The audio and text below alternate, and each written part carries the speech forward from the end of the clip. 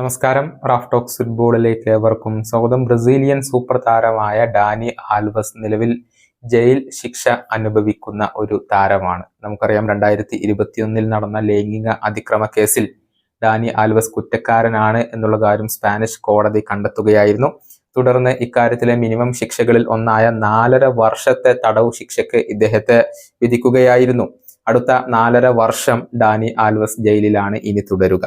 2021 December മാസത്തിൽ ബാഴ്സലോണയിലെ night ക്ലബിൽ വെച്ചുകൊണ്ടാണ് ഈ ബ്രസീലിയൻ താരം 23-കാരിയായ യുവതിയെ ലൈംഗികമായി ആക്രമിച്ചത്.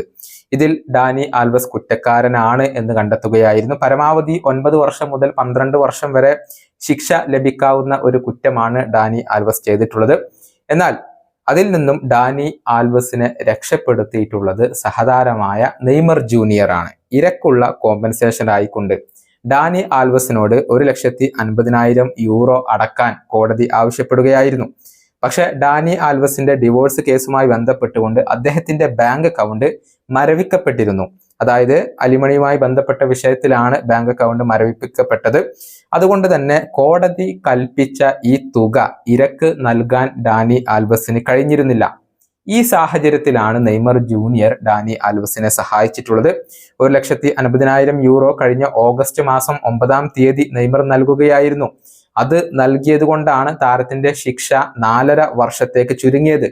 മാത്രമല്ല, നെയ്മറുടെ പിതാവിന്റെ കമ്പനിയുടെ വക്കീൽ തന്നെയാണ് ഇപ്പോൾ ഈ ഒരു കേസിൽ ഡാനി ആൽവസിനെ സഹായിച്ചു കൊണ്ടിരിക്കുന്നതും. ഇങ്ങനെ നെയ്മർ ജൂനിയർ തന്റെ സഹതാരത്തിന് സഹായങ്ങൾ നൽകുന്നുണ്ട്. പ്രമുഖ ബ്രസീലിയൻ മാധ്യമമായ UOL ആണ് ഇക്കാര്യങ്ങളെല്ലാം ഇപ്പോൾ റിപ്പോർട്ട് ചെയ്തിട്ടുള്ളത്.